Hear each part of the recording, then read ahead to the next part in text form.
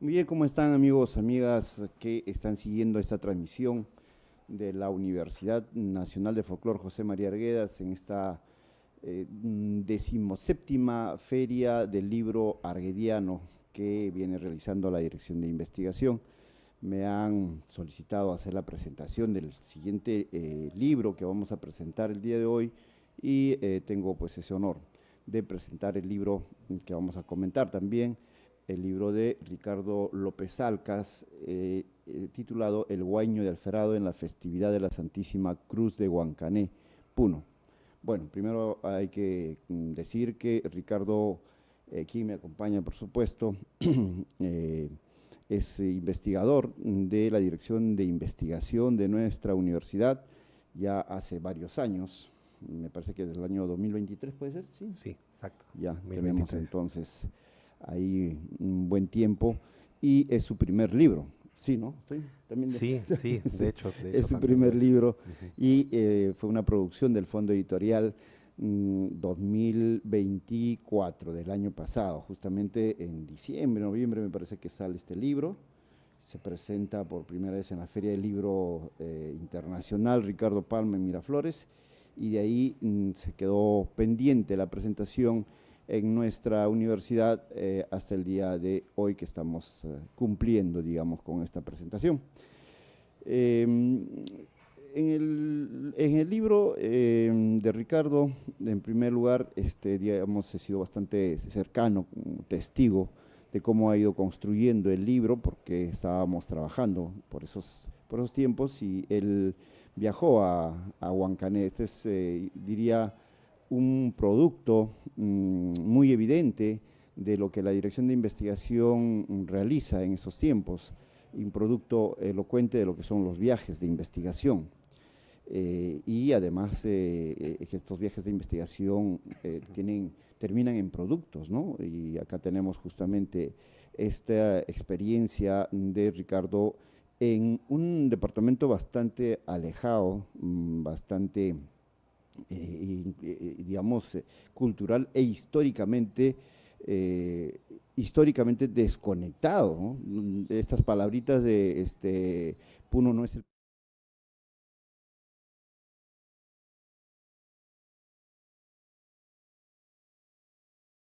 diferencias culturalmente, ¿no? Entonces él hace este trabajo en Huancané.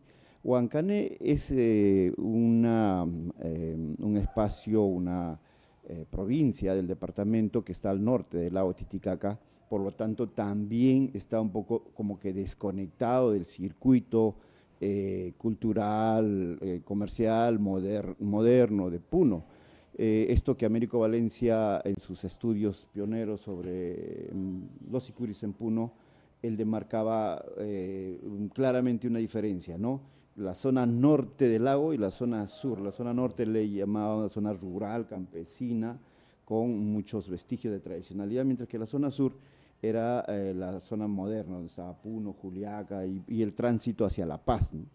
Entonces, digamos, Ricardo se va hacia la zona norte, esta zona por eso mencionaba un poco desconectada, pero con muchísima historia. Huancané, inclusive su mismo nombre de Huancané ha sido bastante discutido, sigue siendo bastante discutido. Recuerdo una conversación con José Luis Ayala y Américo Valencia respecto del origen de la palabra, porque se sostiene en la historia que Huancané viene de los huancas, que en el tiempo de los incas, los huancas, al ser vencidos por los incas, fueron trasladados como mitmas a este espacio que era una frontera con la zona de la Amazonía donde vivían gente salvaje, digamos, ¿no? Como los chiriguanos Claro. y las demás etnias, ¿no? Entonces, esta propuesta de ese nombre fue luego revisada por José Luis Ayala, quien propone que no, que Huancané no viene de esa historia. Entonces ahí hay también un gran tema, ¿no? Huancané tiene historia de rebelión en el siglo XX, ¿no es cierto? Huancho Lima, por ejemplo, está ahí. Básicamente, en el caso de los sicuris, es muy, muy conocido por esta expresión que son los chiriguanos, estos conjuntos de sicuris que no es parte del estudio de Ricardo, pero que están asentados ahí. Entonces es una zona que yo lo visité, Ricardo, el año 1994. O sea, unos 10 años antes o más, 20 años antes que tú fueras. Claro, definitivamente han habido cambios, ¿no? Y algunas cosas se habrán mantenido, me imagino. No, definitivamente leyendo Eh, tu libro, uno de los primeros comentarios que te iba a decir es que este fenómeno que tú narras, yo no lo vi el año 94, ¿no? los Guaños de Alferado. Fui muy, digamos, partícipe, muy, esto que en la investigación llamamos la investigación, el investigador participativo, ¿no? O sea, estuve Claro. involucrado en esta mirada del espacio, ¿no? Toqué con los grupos, con el grupo los Aymaras de Huancané. Y en ese tiempo había pues 4 o 5 grupos en Huancané. No sé, hoy día creo que ya han desbordado, ¿no? Claro, del mismo distrito, bueno, se dicen unos más, otros menos, pero hay un promedio de, diría, unos 5 o 7, ¿no? Wow. Incluso yo vi, porque también producto de este trabajo es, como dicen algunos, siempre vuelves al campo de alguna otra manera, ¿no? Por más que no viajes, ya siempre vuelves al campo y me refiero a que siempre sigo atento ya a partir de este trabajo a ciertas redes, a ciertos medios de difusión locales. Por ejemplo, hace poco ha sido la festividad de la Cruz Sí, este pues, ¿no? año Sí. y he visto, me parece haber visto algunos grupos nuevos, del mismo Huancané, me parece un grupo llamado Gilatas, de repente los que Ya. nos siguen nos acotarán. eh, pero sí, definitivamente uno de esos cambios es que hay un poco, algunos grupos más.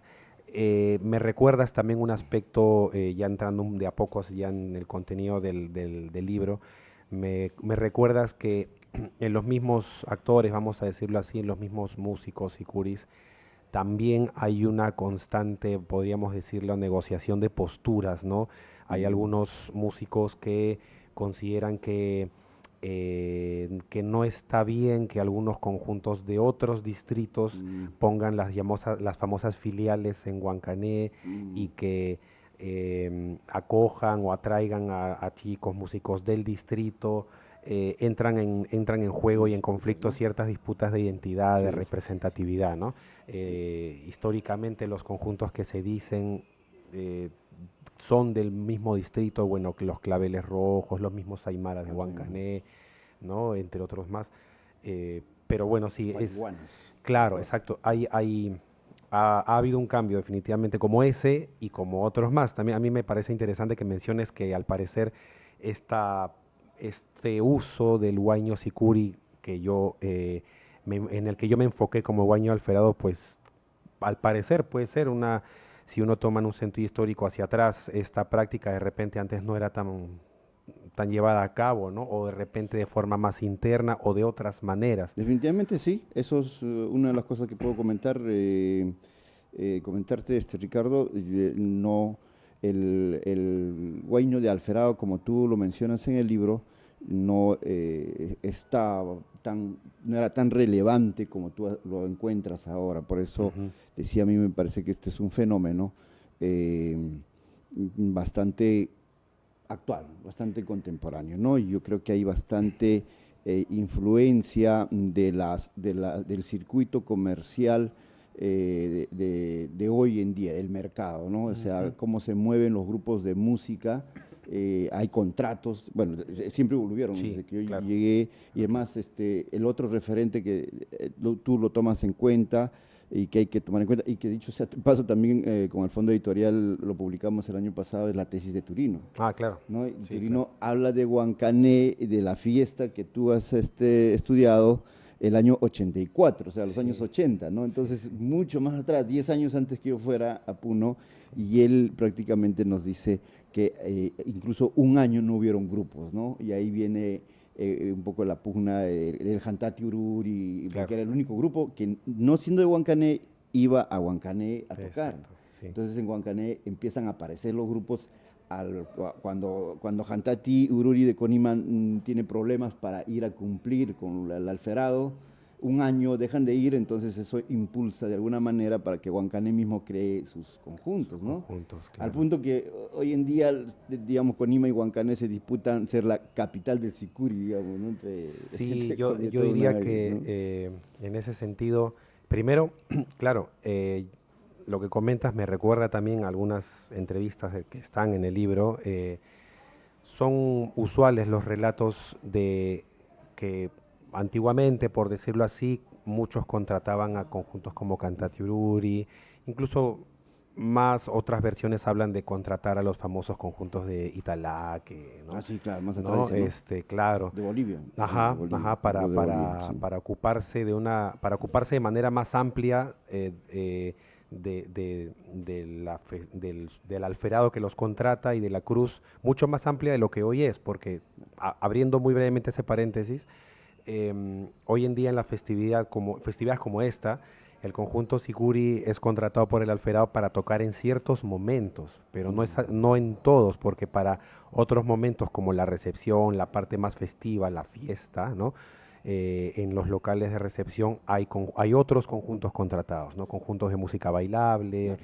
músicas andinas pero En bailables. ese tiempo eran las estudiantinas. Yo no sé si Claro, siguen, pero estoy seguro que ahora ingresan grupos tropicales, calculo, ¿no? De música tipo tecno, altiplánica, pero tecno, no sé. Y exactamente. ahorita Lice, podría Eso te decir, iba a ¿no? decir. El ejemplo más Sí, directo con el que entonces, yo, digamos, y el que yo puedo dar fe es que en el año 2023, en la festividad suspendida, entre comillas, ¿no? Por la festividad, perdón, el contexto de violencia política, eh, de todos modos tuvo algunas comunidades, algunos alferados que hicieron actividades, podría decirse puertas adentro, pero en realidad fueron muy públicas, ¿no? Y una de ellas fue, me acuerdo, una comunidad creo que fue de Cojata, me parece, ellos contrataron a Yarita Lizar, ¿no? sí, Como pues, parte de su festividad de la Cruz, ¿no?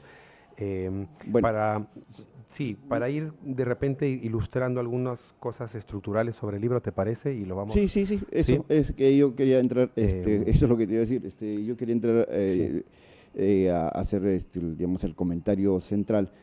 Aquí cruzan cuatro conceptos centrales, ¿no? A ver, dos más fuertes que otras. Primero, el huayño, que en el altiplano se pronuncia con la ñ, ¿no? Los demás territorios hacia el norte del Collasuyo es huayno, y todos sabemos que es un huayno. Y el huayno también ha sido estudiado por muchos investigadores y muy buenos, ¿no? Yosafa Roel, Julio Mendívil últimamente, y acá Ricardo retoma esa discusión de qué es el huayno, por ejemplo, ¿no? Qué tan prehispánico, ¿no? Los incas ya tenían huayno, por decir, ¿no? O viene en el tiempo de la colonia, la república, definitivamente hay toda un proceso cultural ahí, de intervenciones, de entradas y salidas, pero él hace de todas maneras una introducción porque va a tratar del huayno, que allá, repito, es conocido como huayno, ¿no?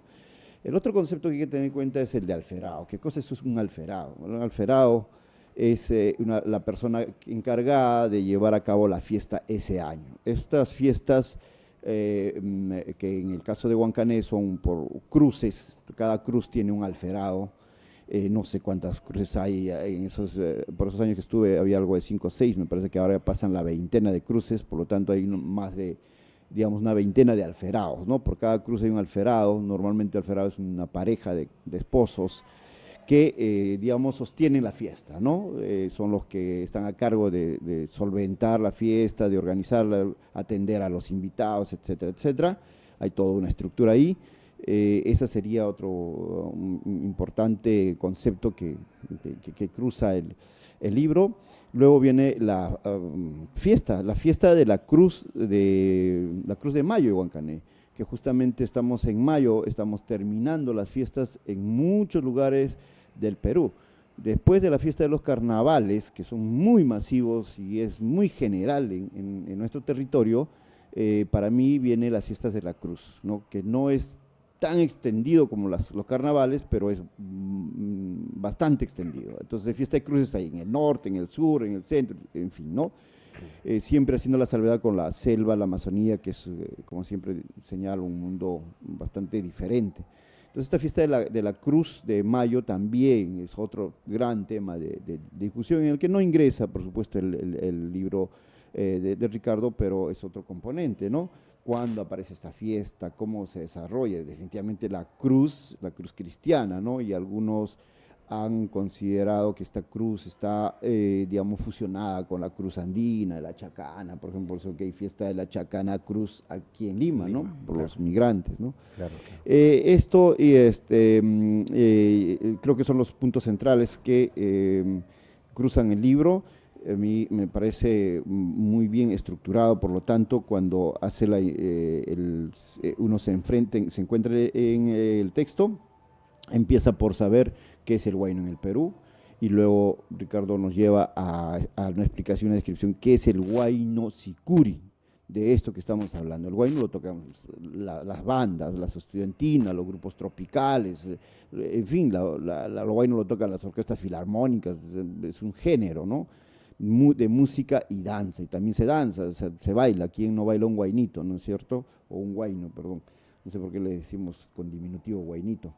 Entonces, pero aquí es el huayno tocado por los conjuntos de sicuris, que son los conjuntos que tocan este instrumento del sicu o la zampoña, que tiene bastante historia, también otro gran tema de estudio. Y él revisa estas variantes, ¿no? O sea, huayno en especial. Y mucho más en especial va a tratar el libro, justamente por eso lleva el título de El huayno de Alferado. Es un huayno especial, ¿no? O sea, el libro trata de un tipo de huayno especial, aquel que se compone, que el conjunto de sicuris compone o lo organiza, o lo presenta ese día o esos días de fiesta al alferado, o sea, a este señor encargado de organizar la fiesta, de realizar la fiesta. Este grupo de sicuris le toca un tipo de huayno que yo voy a preferir que Ricardo no lo cuente, ¿no? Luego tenemos el otro punto de la fiesta en sí misma, ¿no? La fiesta de la cruz, como le señalaba, él hace una revisión de esta fiesta, no en su sentido, digamos, bastante difuso sobre los orígenes, sino la fiesta en estos años del 2023 en adelante, ¿no? 2020 también con la pandemia, hace una referencia a la pandemia porque definitivamente la pandemia trastocó muchos aspectos culturales, como la fiesta misma, pero sobre todo se centra en el año 2023, que él tiene su experiencia en Puno, en la fiesta de Huancané, la fiesta de las cruces, porque él va a estudiar la fiesta de las cruces, pero sin embargo encuentra que la violencia política desatada unos meses antes, si mal no recuerdo en diciembre, por la vacancia del presidente Castillo y la asunción de la presidenta Dina, hubo revueltas, hubo disconformidad, hubo movimientos que todos conocemos en el Perú y que tuvo más de 60 muertos, y que Puno, Juliaca en especial, llevó la mayor cantidad de víctimas, que hasta el día de hoy se sigue comentando y es un asunto pendiente de resolverse. Eso hizo que al año siguiente, o sea, en los meses siguientes, ya no se decidiera Huancané no hacer la fiesta en homenaje, digamos, a estos fallecidos en la violencia, ¿no? En los sucesos. Entonces, cuando Ricardo llega, no encuentra la fiesta estaba suspendida, pero ya nos contará su experiencia. En realidad ha habido ciertos, digamos, atisbos, y además le ha servido para igual conversar y recoger datos, que es lo que necesita un investigador para luego estructurar esta idea, ¿no? Y finalmente su segundo viaje, que ya el 2024, ¿sí, no es cierto?, ya le permite redondear esta idea de la fiesta, que es con la que él ya contextualiza este huayno de Alferado dentro de la fiesta. Y finalmente, pues el libro tiene un buen acápite. Ricardo es etnomusicólogo, es músico también. Esto le permite moverse con mucha tranquilidad, con mucha facilidad en el análisis musicológico estrictamente hablando, o sea, un análisis musical. Por eso es que vamos a encontrar en el texto bastante huellas de su formación profesional, es decir, de estas descripciones exquisitas de la música en sí mismo, del huayno mismo, ¿no? En sus formas, en sus tonalidades, en sus modalidades, y además finalmente un apartado de algunos huaynos de Alferado. ¿Qué es el huayno alferado? Como dije, aquel que los grupos sicuris lleva como regalo en la fiesta para el que lo está contratando, ¿no? Sin embargo, tiene también otras motivaciones que están en el libro de Ricardo. Yo me quedo más con esta motivación que me parece obedece a un asunto de mercado, a un asunto de contratos, a un asunto económico, que es bastante actual, bastante, digamos, ya bien común, en el cual han incursionado también los grupos tradicionales que antes, digamos, tocaban libremente por devoción, ¿no? Y que no está mal, ojo, no está mal, ¿no? Hemos un poco endemonizado desde la postura de las izquierdas, desde el indigenismos, hemos endemonizado, decía, al mercado. Por ejemplo, recuerdo mucho la discusión de que los sicuris no deben meterse al mercado, eso es lucrar con las costumbres de los pueblos, claro, el folclore, o que la práctica de una música no tiene que implicar un reconocimiento económico, sí, ¿no? ¿no? Por Entonces, ejemplo. no estoy de acuerdo, por lo tanto, yo creo que queda muy bien. Y bueno, más bien invitaría a Ricardo que nos cuente más pasajes o seguir conversando más pasajes sobre el libro. Sí, gracias, Carlos. Solo para redondear un poco la estructura del libro, para que los que nos ven, nos escuchan, se vayan enterando de qué va este libro a nivel estructural, a nivel de temas, de contenidos. Bueno, les cuento, el libro está estructurado en 4 partes principales, 4 capítulos, si se les quiere llamar. Como bien lo señaló Carlos, decidí abordar este tema primero desde cuestiones un poco generales para que el lector también se ubique. Estas cuestiones generales también tratarlas con una intención de actualizar esos temas o brindar aportes, análisis documentados con la intención de actualizar ciertos temas. Y por eso empiezo desde el huayno en el Perú, ¿no? El huayno en el Perú lo abordo de 2 maneras, ¿no? Primero, dando cuenta con la documentación, en su mayoría musicológica, en mi caso, cuestiones históricas, ¿no? Es una sección llamada Huayno, un baile no tan público en sus inicios, esto para dar cuenta de que efectivamente, según los estudios vigentes, disciplinarios, bueno, el huayno, que en diccionarios coloniales ya aparece incluso con el nombre de huayño, ¿no? Esta práctica, al parecer, en su momento era una práctica a puertas cerradas, ¿no? Era una práctica un poco más privada. A diferencia de otras prácticas, de otras, por decirlo así, músicas, como los llamados taquis, por ejemplo, eran más populares, eran practicados abiertamente, ¿no? Otro aspecto con el que yo abordo el tema del huayno es su teorización y popularización, ya esto en referencia al huayno como lo conocemos hoy en día, ¿no? Valga la redundancia, su popularización a raíz de ciertos contextos particulares, como la radio, por ejemplo, en el siglo XX en el Perú, entre otros, contribuyeron a que este género, en principio practicado aparentemente puertas adentro, pasase a ser lo que es hoy para nosotros, casi una música común para nosotros, una música que nos la encontramos en muchas partes, en muchos momentos hasta de nuestro día a día, ¿cierto? Bueno, con eso pretendo que el lector esté al tanto del huayno y también de lo que hoy en día es el huayno también ¿no? En el contexto peruano principalmente, y que es una música practicada no solo en Perú, también en muchas partes de Latinoamérica. En el segundo capítulo, como también señaló Carlos, abordo el huayno sicuri y ya pretendo adentrarme poco a poco al tema específico, abordándolo mediante también dos secciones, ¿no? Huayno sicuri, ligeros, lentos o sencillamente sicuris. Esto también para dar cuenta de dos cuestiones, también en el mismo sentido de la sección anterior, dar cuenta mediante documentación, principalmente, de la presencia históricamente de la práctica de lo que llamamos huayno sicuri, ¿no? Ahí notaremos, por ejemplo, constantes relatos, menciones a que las prácticas, a las primeras prácticas de esto que llamamos huayno sicuri, los relatos apuntan a que se dieron en lo que hoy en día llamamos conjuntos de sicumorenos, de pusamorenos, ¿no? Y también para dar cuenta en esta sección inicial de que también esto que llamamos huayno sicuri, podríamos decirlo, es una música que tiene varios nombres, ¿no?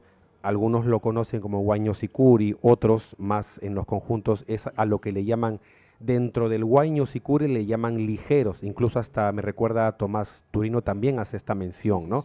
Que es un ligero, que es un lento, etcétera. O también en otros grupos, en otros contextos, también al huayno sicuri le llaman simplemente sicuri, ¿no? Vamos a tocar un sicuri, se refieren a que vamos a tocar un huayno, ¿no? Concretamente. Quiero dejar en claro también en esta sección de que se llama de muchas maneras, ¿no? Y no tendría por qué llamarse de una sola, también eso ya más desde un punto de vista más culturalista, no musicológico, ¿no?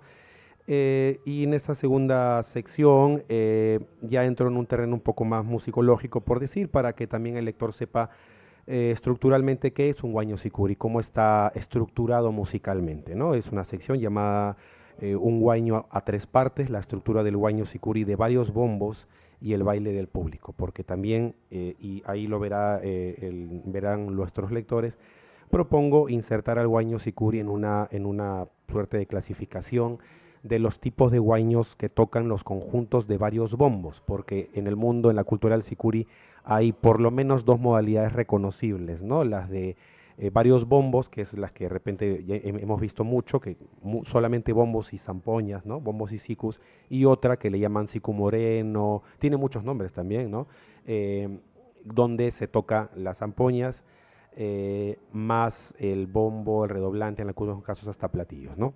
Bueno, ahí también abordo el huayno sicuri de esa manera, para luego en una tercera sección ya abordar lo que, digamos, desde un criterio etnomusicológico, antropológico también, en fin, es abordar el contexto de la práctica, ¿no? Es una práctica que tiene lugar en un contexto y toma, digamos, toma sentido en ese contexto, ¿no? O en contextos como ese. Eso es algo muy importante que hay que considerar, ¿no? Ninguna música surge porque sí, ninguno de sus significados aparece porque sí, sino que se dan a raíz de contextos determinados, a raíz de ciertas ideas, pensamientos, circunstancias, ¿no? Que por lo general, bueno, salen de nosotros las personas, ¿no? Porque las músicas es algo que hacemos las personas. Eso también es algo importante a tener en cuenta. Bueno, entonces abordo la festividad no en un sentido historicista con alguna intención de querer resolver una cuestión histórica como el origen, cuestiones así. Discúlpeme que ando un poco mal de garganta.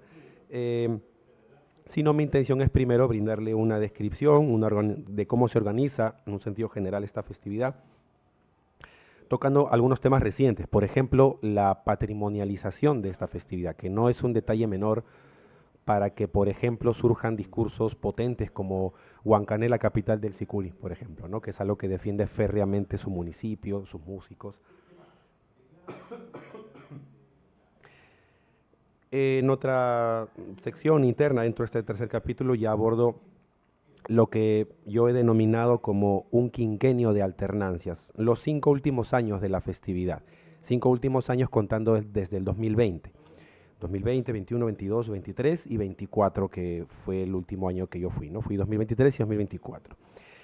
Esto creo que sí, bueno, sin duda también aportará a quienes tengan como objetivo trabajos de índole más histórica sobre la festividad, ¿no? Quizás pueden tomarse como primeros apuntes sobre lo que sucedió en estos años, ¿no? En una primera parte a raíz de la pandemia, ¿no? que hay ciertos rastros, ciertos testimonios que yo también aquí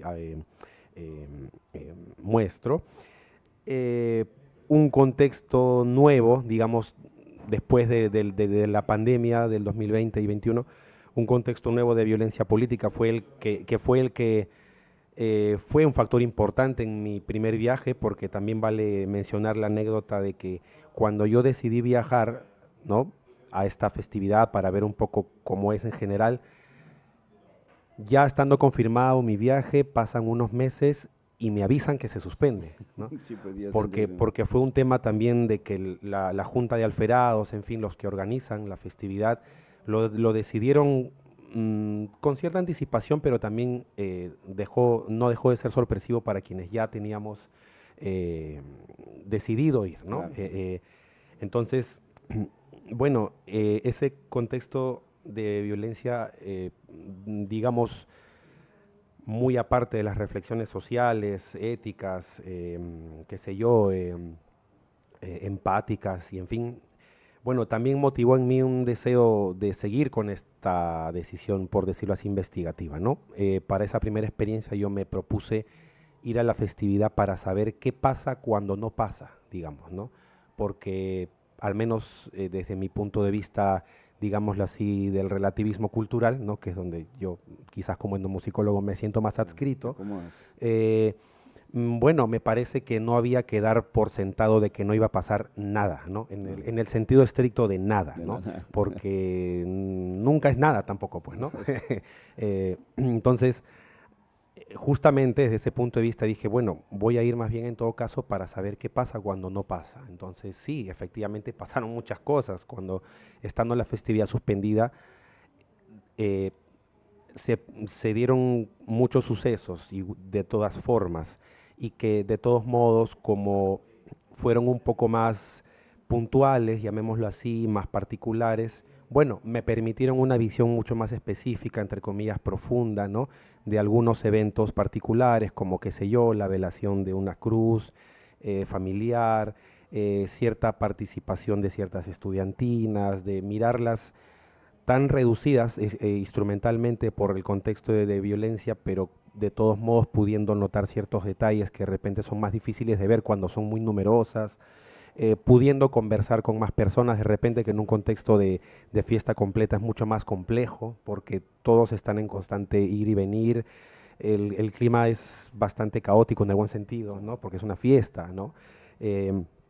Bueno, fue una experiencia que de todos modos motivó más bien ya la decisión de trabajar en el tema del Guaño Alferado, porque de hecho en ese primer viaje es donde yo, a raíz de esto que mencionó, me encontré con el Guaño Alferado. Digamos, no fue en mi primer viaje algo en lo que yo ya tenía un interés. En una de las recepciones de una de las alferadas, yo estoy allí, ¿no?, acompañado por las personas que me alojaron. De hecho, le mando un gran abrazo a la familia Condori Carrillo, que fueron, digamos, las personas de quien dependió mi estadía allí y a quienes les guardo mucha gratitud. También los menciono en el libro. Bueno, con ellos, con la señora Margot Carrillo, estando en una recepción, veo que en determinado momento el conjunto de Sicuri empieza a tocar un guaño que no estaba, digámoslo así, en el repertorio clásico de alguien que, bueno, más o menos sabe del Sicuri. No me siento un experto en el repertorio históricamente hablando, pero sí, siendo no sé, un egresado de la escuela y demás, sí reconozco muchos clásicos, ¿no? Claro, sí. Y los iba reconociendo conforme estaba ahí, pero de pronto llegó un guaño que no reconocí y que encima mencionaba el nombre de la alferada que los Yo contrató. creo que por eso más llama la atención, ¿no? Porque Sí, se caracteriza el Guaño Alferao por la necesidad absoluta de mencionarlos, ¿no? sí, De nombrarlos a los sí, alferados. sí, sí, sí, Entonces yo creo que eso llama la atención. Hay un exacto. guayno que tiene el nombre de los alferados allá. Yo creo que por ahí. Por ahí sorprende, por ahí también, bueno, ahora menciono unos detalles más sobre eso. De esa manera me encontré con el tema y para el siguiente año es donde ya yo me formulo ir, digamos, con el objetivo de investigación concretamente ¿no?, al Guaño de Alferada, ¿no? Ya me planteé cuestiones metodológicas, cuestiones, me planteo objetivos concretos respecto a ese huaño en particular, ¿no? Bien, entonces en esa sección, como dije, del tercer capítulo de este libro, se dan mucha información etnográfica, un poco documental, sobre el contexto de la festividad en los últimos 5 años, ¿no? 2020-2024. Ya propiamente, como sección central, como cuarto capítulo, ya está el estudio propiamente del huaño alferado. Yo le diría desde una perspectiva etnomusicológica clásica, ¿no? Apuntando mucho a, podemos llamarlo así, al binomio de música y significado, ¿no? Y concretamente en 4 aspectos. Disculpen. Primero, está la sección que yo he llamado donde se toca el huaño de alferado. Esto obviamente para situar de manera mucho más particular, ya sabemos que el contexto de práctica es la festividad, pero dentro de la festividad no se toca todo el tiempo el huaño alferado, claro. Se toca en momentos muy puntuales, ¿no? Es en esta sección donde trato de particularizar, de enfocarme en momentos, en describir y analizar los momentos concretos donde este huaño se toca, como el que compartí hace un momento, ¿no? En cierto momento de la recepción para la alferada, en cierto momento se toca, y a partir de ahí quizás se repite un poco más, se toca un poco en la plaza de Huancané también. El lector verá allí algunos detalles. En una segunda sección de esta parte central, voy adentrándome a otra cuestión, lo titulo ¿para qué se toca y qué pasa cuando se toca el huaño de alferado? Esto ya apunta a cuestiones como el significado, el sentido, el uso que le dan a este tipo de huaño, ¿no?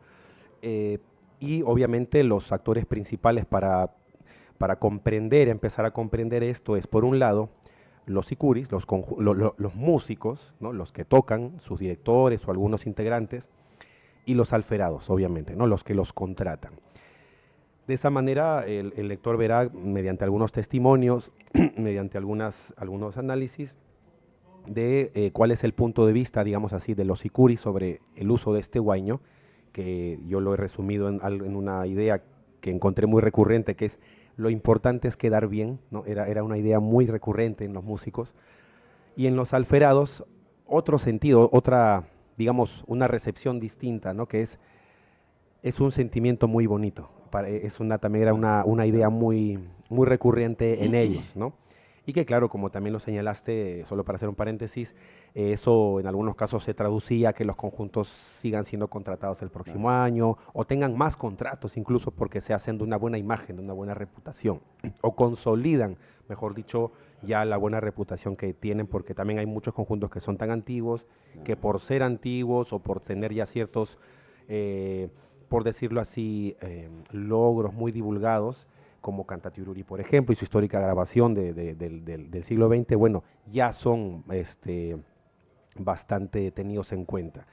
El tercer aspecto de esta parte del estudio del huaño alferado, la parte central, apunta más podríamos llamarlo al proceso creativo, ¿no? De este huaño.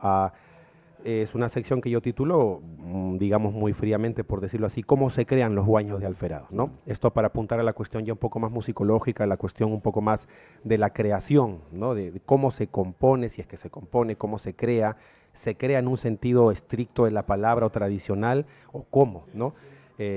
Y bueno, sí, me di con que realmente no se crea en un sentido ortodoxo, ¿no? De que, no sé, de repente nosotros desde otra mirada ajena pensamos que componer una música, un huaño, es sentarte en tu escritorio y escribirla, si es que lo haces así, o ponerte en un momento de inspiración solo, así muy en un sentido romántico, ¿no? Pero bueno, no solamente se compone de esa manera, sino también haciendo uso de podemos decir, de una tradición en la cultura del sicuri que recuerdo mucho. Turino también la menciona, que es que Turino menciona, y aquí digámoslo así, lo volví a ver con ciertas variantes, de que en la cultura del sicuri, para empezar, las autorías de los temas no es algo que históricamente para ellos sea importante, claro, ¿no? En ese sentido, y por otros factores, en la cultura del sicuri es muy usual, podría decirse, reutilizar melodías históricamente conocidas, melodías que ellos consideren importantes, ¿no? Y bueno, reutilizarlas no en un sentido que podemos entender nosotros como plagio, ¿no? Como copias, sino con modificaciones que para algunos pueden ser muy sutiles, para otros no, pero que en muchos sicuris con los que hablé, pues son modificaciones, variantes melódicas o de ciertos andares o arreglos en los toques de los bombos, que sí genera un sentido de diferencia respecto al anterior y que sí les puede dar un sentido de originalidad, ¿no? En la cultura, en la práctica.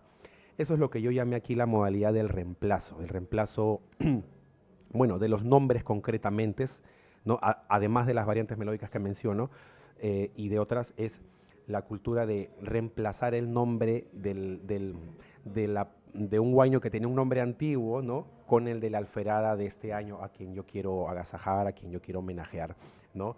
Y la otra es, la otra modalidad, porque yo apunté a dos, la de melodía y letras nuevas, porque sí también me encontré con el caso, los casos de, por decirlo así, compositores sicuris, músicos sicuris, directores en su mayoría, los directores de conjuntos que son los que asumen esta labor en su mayoría, que sí, de manera, vamos a decirlo así, independiente, ¿no? Personal, trabajan una melodía ellos solos las componen y las reparten a su conjunto. Muchachos, esta es la música, estudienla, y que también me permito un paréntesis, que ahora también se hace bajo dinámicas, podemos decirla, que reflejan cómo impacta lo que llamamos disrupción digital, el avance tecnológico. Hay muchos conjuntos que el director compone, por ejemplo, en este caso un Guaño Alferado, y ya no se reúnen como antes socialmente para mostrar ahí la melodía, la mandan por WhatsApp, por ejemplo, ¿no? Muchachos, grabo la melodía, aquí está, mensaje a todos, vayan, secreteado, sopleteado, suave, muchachos ensayen y nos reunimos ya para ensamblar, ¿no? Eso es un tema aparte, pero me encontré también con eso como característica. Y finalmente, esta sección central del estudio El Guaño Alferado la concluyo ya con una parte, una sección interna, digamos, más compilatoria, puede tomarse también histórica, ¿no? Ofrezco una compilación de guaños de Alferado. En total tengo 8 guaños de Alferado, algunos con los que yo me encontré en mis propios trabajos de campo, otros con los que me encontré en mis, digamos, indagaciones, en mis exploraciones en diferentes tipos de documentos, ¿no? Físicos, virtuales, producciones audiovisuales que están también por allí circulando, para que también se conozca. Están plasmadas como transcripciones etnomusicológicas o fraseológicas también, que son una manera muy particular de transcribir una música, inaugurada o propuesta por el musicólogo Carlos Vega hace muchos años. Y bueno, con eso se cierra esta sección central del estudio del Guaño de Alferado, para ya luego pasar a una síntesis, reflexiones finales, anexos como imágenes referenciales también, para que, bueno, el lector también un poco tenga idea de eso, y algunas pocas entrevistas, ¿no? Unas 4 entrevistas transcritas, en su mayoría con la autorización de sus entrevistados, otras también señalando anónimamente a la persona, también por deseo expreso de esa persona, ¿no? Y definitivamente no todas, porque también es un tema de permisos, es un tema ético, en fin. Y también he deseado poner cierta cantidad de entrevistas que sean las suficientes mínimas para corroborar lo que se dice en el libro, ¿no? También para no desbordar tanto el tema abordado. Bueno, de eso va este libro. Yo solamente, quizás solo para cerrar, por si es que el tiempo ya nos está apremiando, bueno, cerrar con que creo que, como verán, suele suceder que a veces los temas de investigación no siempre surgen de una decisión completamente lógica, eso también de una postura racional sentada en tu escritorio, ¿no? Creo que eso pasa mucho quizás en las humanidades, en las ciencias sociales, la musicología, la etnomusicología y demás, porque una vez que estás en un terreno, en un contexto determinado, puedes tener ciertas preguntas, puedes tener ciertas ya cosas decididas, ¿no? Sobre qué te va a interesar, pero de pronto se dan otras cosas que te sorprenden tanto que tomas nuevas decisiones, ¿no? No solo lo digo en función de lo que he contado, sino también Recuerdo, por ejemplo, el testimonio del mismo Tomás Turino, ¿no? Él no se propuso estudiar el charango concretamente, ¿no? Él tiene una anécdota que cuenta mucho, creo que la cuenta Belenguer. Belenguer también representa un poco eso, ¿no? Javier Sí, Belenguer. sí, Él no se propuso estudiar ciertas cosas hasta que sí, de pronto pasando, creo que escuchó una quena, algo sí. así, y su vida cambió, digámoslo así, ¿no? Tomó nuevas direcciones. Bueno, esas son las implicancias, creo yo, digamos, lo digo por el momento así, de disciplinas como la etnomusicología. Yo de todos modos me siento muy agradecido. Aprovecho esta parte final para mandar un nuevo saludo muy afectivo, no solamente a la familia Condori Carrillo, sino bueno, a toda la comunidad, a todo el distrito de Huancané, a todos los músicos, a todas las personas que dan vida a esta festividad año tras año, a nuestras autoridades también, al mismo Carlos que en su momento impulsó esta publicación. Creo que es lo que nos toca hacer como investigadores, tratamos de hacerlo lo mejor posible.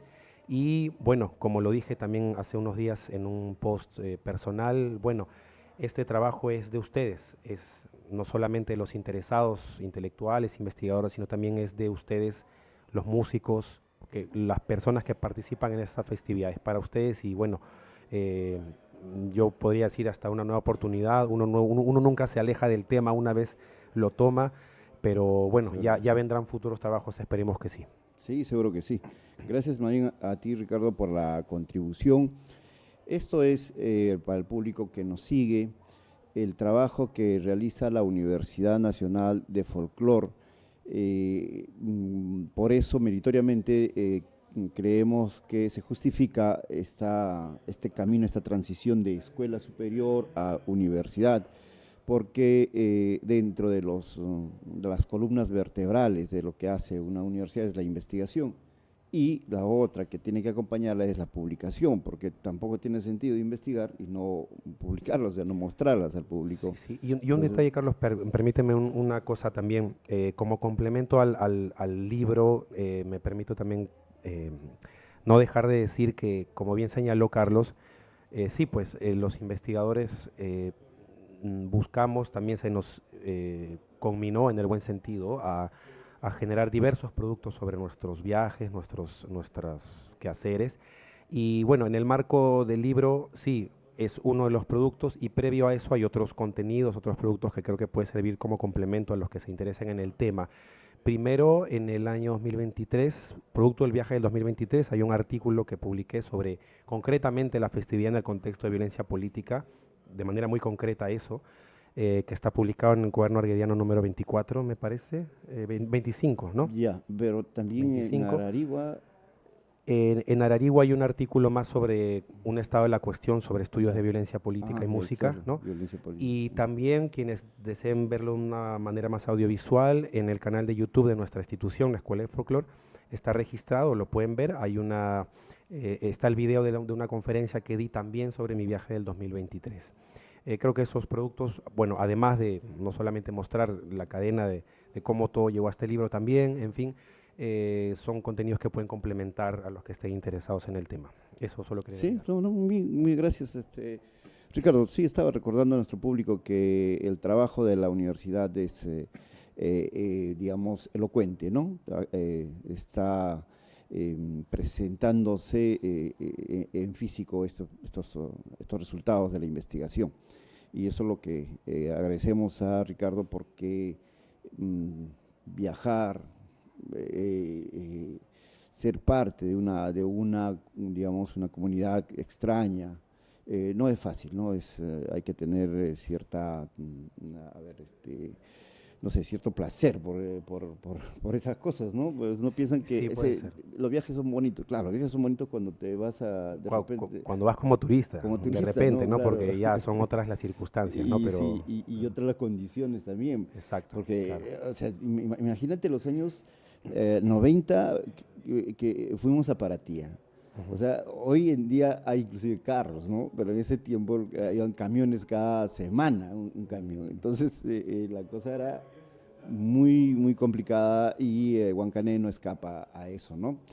Sí. Bueno, muchísimas gracias, y los invitamos, por supuesto, a leer un poco de una partecita de lo que es el gran universo cultural diverso de nuestro país. es la misma fiesta, el mismo concepto de fiesta, ya es bastante grande como para seguir analizando. Así que agradecemos a Ricardo su contribución desde el punto de vista de la etnomusicología. Él me pidió hacer un comentario en la contratapa del libro y yo mencionaba que Ricardo es un músico y es un etnomusicólogo.